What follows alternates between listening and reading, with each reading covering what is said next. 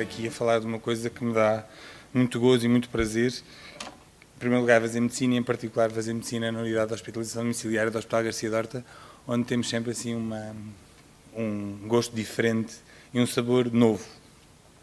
E eu começava por vos mostrar um e-mail que recebemos ontem, na unidade de hospitalização domiciliária. Este slide é horrível, este slide nunca se apresenta, mas foi feito ontem, quando eu cheguei ao hotel, porque tinha no meu e-mail, no e-mail de todos da unidade de hospitalização domiciliária, este texto, que eu poderia acabar a minha apresentação quando acabar de ler este texto. E vou ler. Excelentíssimos senhores, no dia 27 de janeiro levei o meu pai, de nome X, de 98 anos, às urgências do Hospital Garcia de Horta em Almada, pois estava extremamente constipado e com muita tosse e pieira. Após a triagem, foi visto pelo médico e realizou exames, e foi-lhe diagnosticado uma pneumonia. Foi internado e aí permaneceu uma noite. Os profissionais mostraram-se extremamente atenciosos. No dia seguinte, uma médica colocou-me uma série de questões e decidiu-se que ficaria em hospitalização domiciliária, o que aconteceu até ao dia 7 de fevereiro.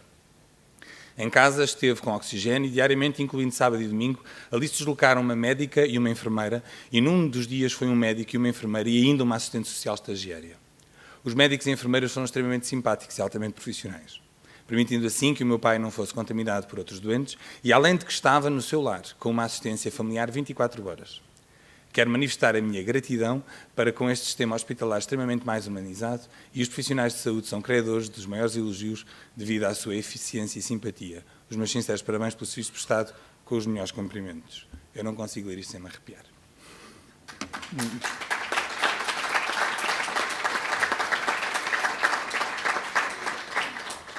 There's no place like home. E este é, efetivamente, acho que aquele texto traduz isso e é isto que nós tentamos fazer todos os dias. Definir a hospitalização domiciliária é extremamente complicado e vamos todos continuar durante muitos anos a tentar definir uma coisa que sabemos o que é, mas a tentar, às vezes, não é tentar dar o jeito. Existem vários projetos espalhados pelo país e o Garcia de Horta tinha há 20 anos uma unidade funcional de cuidados continuados em que nós tínhamos um sistema de altas precoces que nos permitia dar altas mais cedo aos doentes e os senhores enfermeiros iam à casa dos doentes fazer nutrição entérica, faziam assistência de ventilação mecânica em doentes traqueostomizados, faziam antibioterapia de longa duração para 4 ou 6 meses em determinado tipo de infecções. Mas isto são cuidados de enfermagem ao domicílio, isto são sistemas de altas precoces, são estratégias viáveis, muito interessantes, que têm que continuar a existir, mas isto não é a hospitalização domiciliária. Ou pelo menos não é a hospitalização domiciliária como nós a definimos e como nós queremos que se defina. A hospitalização domiciliária é uma alternativa ao internamento convencional, sendo na mesma um internamento. Um internamento de doentes agudos ou doentes crónicos agudizados, tal qual como queremos que o nosso Serviço Nacional de Saúde seja, e não uma casa de estadia crónica de crónicos. Com prestação de cuidados hospitalares no domicílio, e diz a eficácia os resultados clínicos que são semelhantes ao internamento convencional. Inclusivamente, há muitos estudos que mostram, naqueles dois casos que ali estão, insuficiência cardíaca e doença pulmonar obstrutiva crónica, que o número de dias sem exacerbação nos doentes com DPOC é muito menor. E os doentes com insuficiência cardíaca, a mortalidade dizem que é semelhante, mas os doentes referem todos eles maiores índices de qualidade de vida. A origem do Dr. Teófilo já teve a oportunidade de falar, foi um processo que se iniciou nos Estados Unidos e chegou ao Hospital Garcia de Horta em 2015, com uma primeira unidade montada de hospitalização domiciliária a nível nacional. Fomos beber algo à Espanha, aqui à vizinha Espanha, porque tem uma realidade semelhante à nossa em termos de regime de internamentos, porque sabíamos que a maioria das unidades eram lideradas por internistas, e nós somos todos internistas na unidade de hospitalização domiciliária do Hospital Garcia de Horta, havendo algumas unidades temáticas, mas a maioria delas unidades generalistas. Quando eu me refiro a unidades temáticas, é curioso que se nós pensarmos no Reino Unido, o principal diagnóstico internado na hospitalização domiciliária é a patologia traumática, a forte ligação com as seguradoras. Se pensarmos em França, temos paliativos, porque aí existe uma forte história das unidades de hospitalização domiciliária ligadas aos cuidados paliativos. Em Portugal, o que nós tínhamos até a implementação, e vamos tendo, todas as outras têm esta filosofia, as que estão a ser criadas também, de unidades generalistas, e ainda não temos unidades temáticas. As vantagens, o que é que diz a evidência? Diz que há menos complicações de infecções nosocomiais, que há uma mortalidade inferior, que gastamos menos dinheiro, e gastar menos dinheiro é um custo 22% a 32% inferior àquilo que é um internamento convencional. Temos uma demora média inferior e temos maior satisfação de utentes e famílias. O que é que diz a nossa experiência? O que é que diz o nosso feeling HGO em casa dos doentes? mais tempo para o doente com dedicação exclusiva.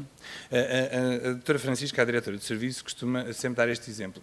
Desafiava-vos a pensar, aos médicos presentes e aos enfermeiros presentes, quantas vezes estiveram os dois juntos ao lado da cama da enfermaria, os dois profissionais, durante 40 minutos, sem saírem dali e a terem que trabalhar com o doente. Nunca, ou quase nunca, desculpem a presunção da resposta. E nós ali não temos outra alternativa. Nós temos os nossos tempos monitorizados de deslocação, entre casas e de estadia em casa dos doentes. E eu tenho que estar em casa do doente com o enfermeiro quando 40 minutos, tenho que fazer alguma coisa, não vou ficar a olhar para o ar, não é? Portanto, acabamos por ter uma intervenção curiosa. Ouvia falar o doutor Rui há pouco. Eu lembro-me de um dia em que entrei à casa do doente e tive que ir cozinhar com a esposa, porque o senhor é hipertenso e diabético, estava internado com uma complicação de diabetes. E eu lembro-me de dizer, que é só sal, tenho louro em casa, venha cá. E pus louro e temperámos de outra maneira. E este tipo de intervenção em casa é muito mais... é curiosa, não é? Curiosa. Diria curiosa. Deixo o resto para vocês pensarem.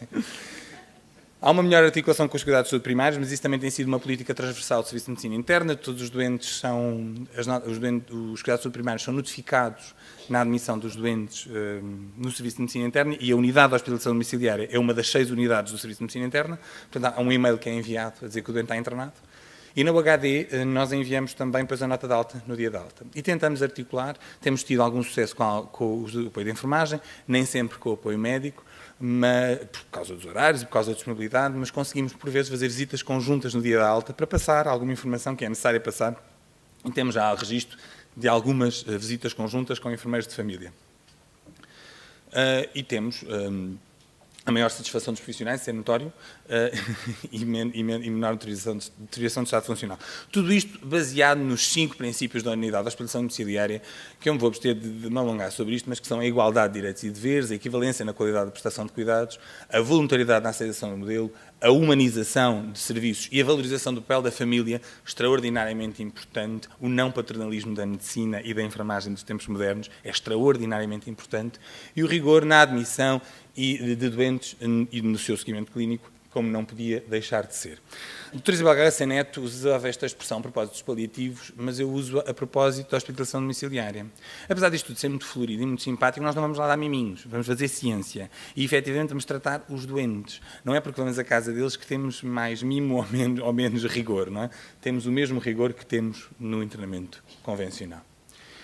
Assim, os critérios de admissão passam por estes 4 eixos, no fundo.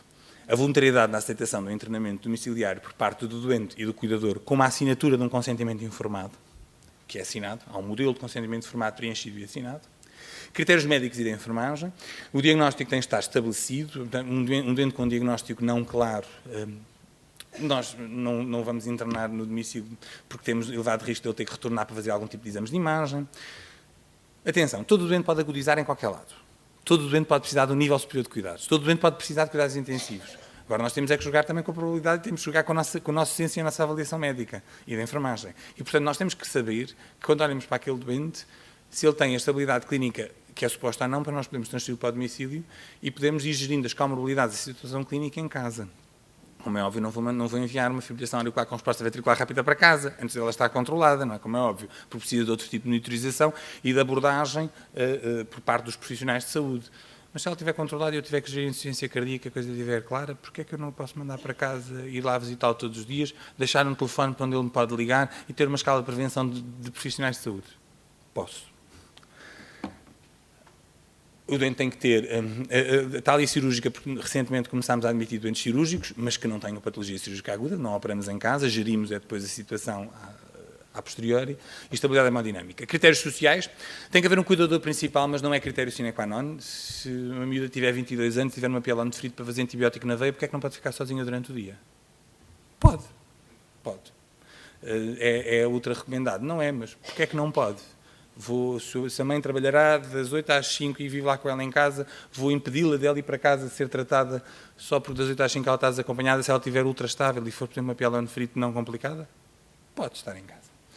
Tem que ter um telefone que substitui a campainha do internamento e tem que ter condições higieno-sanitárias adequadas.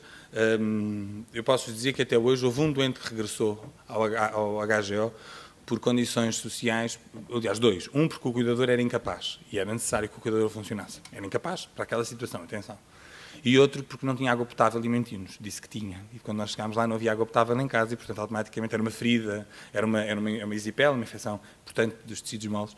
E nós tivemos que a doente teve que voltar para o hospital por este motivo. Portanto, houve dois, em 1000 doentes internados, 2 que regressaram por motivos sociais. E depois os critérios geográficos. Eu gostava de internar doentes em Borba, mas não consigo. Portanto, raio de influência de 30 km, que são os dois concelhos de ação direta ou de influência direta do Hospital Garcia Dorta, Almada e Seixal. E aqui o envolvimento da família. Portanto, eu acho piada aquela expressão doctors diagnose, nurses heal and caregivers make sense of it all.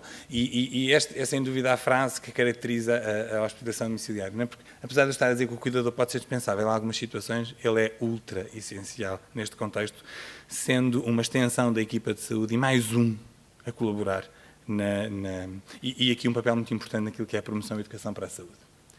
Então, as condições desejáveis são a estabilidade clínica, a hemodinâmica, o diagnóstico principal estabelecido, um débito de oxigênio máximo de 4 litros por minuto, tem a ver com os aparelhos que podemos colocar no domicílio, e eventualmente, ventilação não invasiva domiciliária. Quem é que nós escolhemos? Patologia psiquiátrica aguda ou ideação suicida, usuários de drogas endovenosas, indigentes e sem abrigo. Mas não escolhemos estas duas casas que estão ao vosso lado direito. São fotografias de doentes nossos. São bairros sociais da margem sul do Tejo. A entrada e saída de veículos era também de pessoas. E lá dentro estava alguém que vivia vestidinho, como chamas do HGO, passados a ferro, não se pode dizer muitas vezes. Aqui lá em cima era a entrada de um dos nossos prédios. Porque nós temos que pensar que aquela situação, depois de resolvida a situação aguda, o indivíduo vai voltar para ali. Então, se ele vai para ali que ele vai voltar. Então, porque se eu tiver as condições mínimas de higiene, segurança e habitabilidade, porque é que eu não posso tratar já ali, se ele vai para ali a seguir? Obviamente que isto é fácil estar aqui a expor isto, mas ao início tem que pensar, questões de segurança, a que horas é que vou fazer, é um bairro social, mas há muita malandragem, não há? É o bairro da Jamaica, não é o bairro da Jamaica? Quer dizer, é preciso a gente também, obviamente, o primeiro, tal e qual como dizem todos os algoritmos de suporte básico e avançado de vida, primeiro condições de segurança para nós, não é? Como é óbvio. E aqui é a mesma coisa, mas isso é avaliado e nós conseguimos, hoje em dia... Nós continuamos com alguns enfermeiros dos tais que há 18, 20 anos fazem rua do Hospital Garcia Dorta. Nós já passámos a barreira psicológica dos muros do hospital e, portanto, já conseguimos, com base na experiência deles, não na nossa médicos, mas da deles, daqueles enfermeiros que são, nós chamamos os 4 magníficos, já conseguimos, com base na experiência deles, conseguir fazer estas voltas, não é? Nós funcionamos 24 horas por dia, neste momento 3 médicos e 3 enfermeiros todos os dias de manhã, um enfermeiro no turno da tarde, e temos prevenções e estamos sempre on call. Há uma recepção do e-mail com a referenciação, ou a referenciação é feita diretamente no sistema informatizado, no S-Clínico, com um pedido de apoio, tal qual, pedido de apoio de nefrologia, de urologia, do que é que seja. Visita ao local de referenciação, com entrevista e avaliação, aceitação do pedido pela equipa, planeia-se a transferência para o domicílio, insere-se o doente no plano de trabalho, abençoada Alexandra, a nossa administrativa, e realiza-se a primeira visita domiciliária.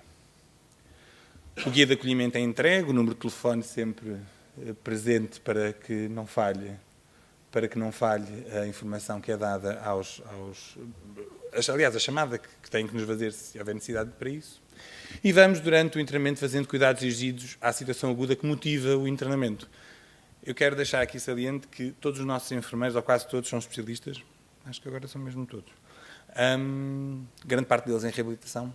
E a enfermagem em reabilitação tem tido aqui um papel muito importante naquilo que são os cuidados prestados ao doente no domicílio e com o ensinamento de ações que no fundo têm mudado um bocadinho a vida das pessoas e fazemos na própria casa das pessoas. E conseguimos lá chegar e também conseguimos dizer que aquele tapete não pode estar ali porque a pessoa não tem mobilidade adequada e vai escorregar e vai cair.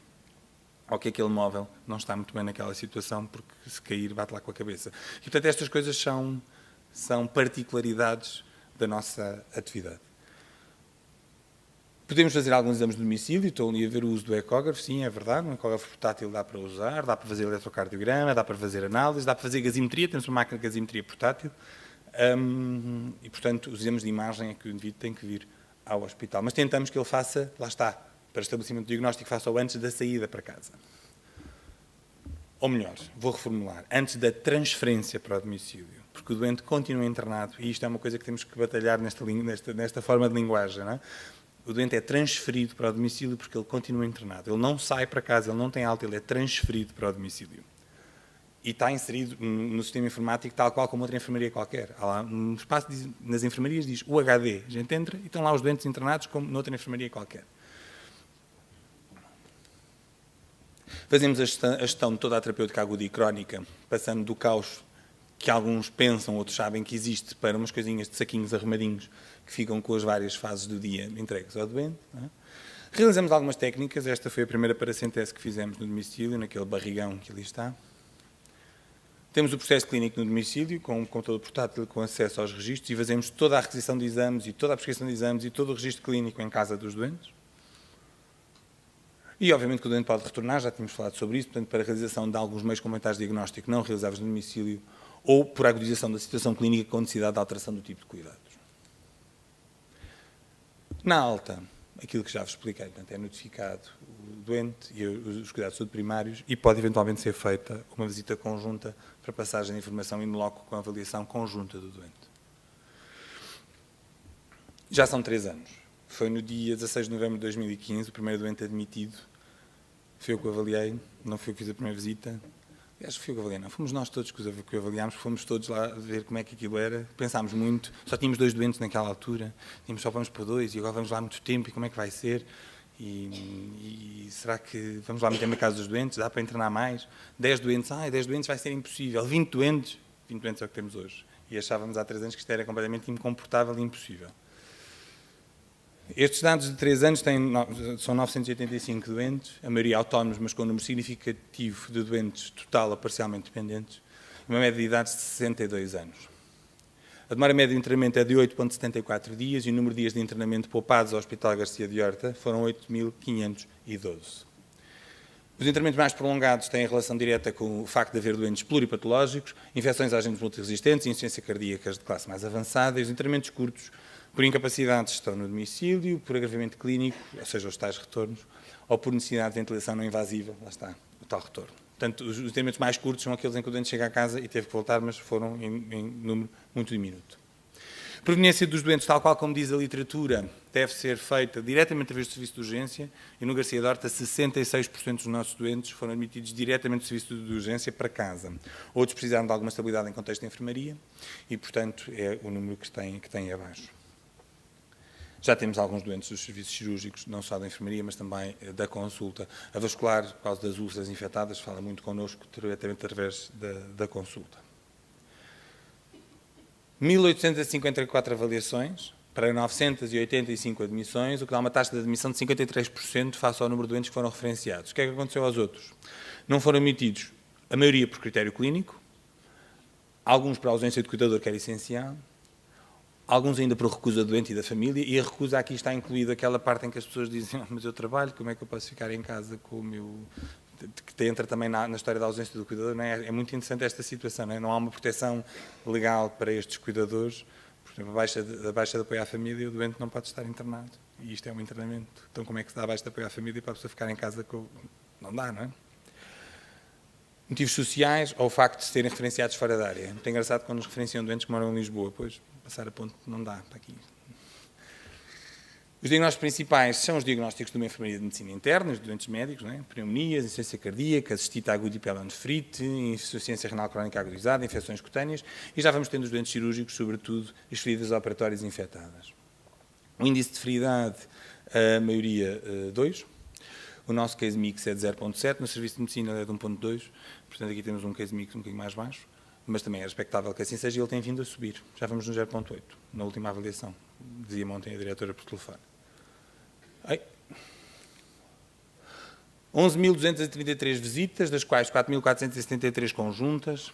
O tempo de deslocação entre cada casa é 16,23 minutos e o tempo médio de visita em cada casa é 44,14 minutos. Tivemos 100 ativações de prevenções, apenas 22 com deslocações ao domicílio, o que quer dizer que estamos a fazer uma boa triagem, uma boa seleção dos doentes para os colocar em casa e que a nossa avaliação diária de médico e enfermagem é suficiente para permitir que aquele doente faça o internamento em casa de forma adequada. É isto que eu interpreto destes valores. Temos uma taxa de retorno de 8,95, por motivos, sobretudo, de compensação mais aguda da insuficiência cardíaca, da DPOC, e uma taxa de mortalidade de 1%, sendo que a maioria dos doentes que morreram em casa foram internamentos. Lembro-me de um doente que estava internado na pneumologia com uma neoplasia terminal e que pediu para ir morrer a casa. Pediu-nos: eu já sei que isto existe, não dá para eu ir para casa, eu sei que vai acontecer isto, se me estão a expor isto, eu quero ir para casa. Não é?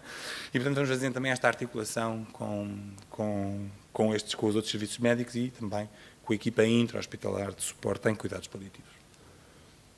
Um grau de satisfação do doente e da família é bastante elevado. Os custos diretos são, sobretudo, a maioria dos custos têm a ver com o pessoal. Em comparação com o internamento convencional, temos menos 34% de custos.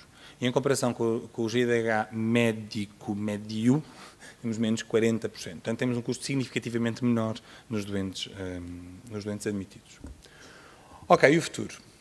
Aumentar a abrangência de diagnósticos, pretende-se alargar o leque de diagnósticos, estamos sempre a pensar como é que vamos melhorar, que tecnologia é que temos, como é que vamos... Andamos agora muito à volta, através da telemonitorização, tivemos um projeto que correu, mas que entretanto terminou, e agora como é que vamos arranjar aqui forma de telemonitorizar os doentes, deixá-los em casa, temos uma central de telemonitorização, estamos com isto agora em voga, né? Sempre a tentar inovar. Admissão a partir de serviços cirúrgicos, que já é uma realidade, e patologias com complexidade crescente. Ainda quinta-feira admitiu-se uma endocardite infecciosa, que já estava estável e que pôde ir para casa, fazer antibioterapia complexa, diferente. Ok, as patologias cirúrgicas, sempre com a questão da abordagem conservadora, ninguém vai operar ninguém em casa, ninguém vai operar uma apendicite no mato. Grupos de trabalho, também nos organizamos. Temos já o TAD, que é o tratamento antimicrobiano domiciliar endovenoso, portanto vamos nos organizando nós, equipa, nestes pequenos núcleos de estudos, não é? O controle de infecção, a qualidade, o mais recente que é a educação terapêutica, vamos investir nos doentes com patologia, fatores de risco cardiovascular, a reconciliação terapêutica, é um dos grandes pontos-chave, muito importante aqui. E o futuro, já estamos aqui a pensar no programa de assistência domiciliária da alimentação artificial, o PADA, e um grupo de estudos também para doentes crónicos complexos, e vamos organizando entre médico e enfermeiro e a coisa vai correndo de forma harmoniosa. Lá nos vamos batendo todos, mas depois damos um abraço. Articulamos com outros grupos de trabalho, insuficiência cardíaca, DPOC, o grupo dos high users e a equipa intra-hospitalar de suporte a cuidados paliativos. Já temos muita formação, já formamos e já recebemos muita gente, não só outros hospitais que querem connosco ver a nossa realidade, mas temos estágios de formação específica em medicina geral e familiar, há pessoas a acabar o internato já com este estágio formalizado, não é? Estágio de formação específica em medicina interna, todos os internos do 5º ano do Hospital Garcia de Horta neste momento fazem um mês de permanência na unidade. Estágio de enfermagem do 4º ano, formação pós-graduada e formação profissional a outros hospitais. Várias parcerias com a Câmara Municipal de Almada, sobretudo na capacitação de cuidadores informais, e com o setor social, em que neste momento já internamos doentes em lares. A experiência da Figueira da Foz iniciou-se assim, não é? A Figueira da Foz decidiu que, em vez de ir a casa dos doentes, internava-os inicialmente, começou com os lares.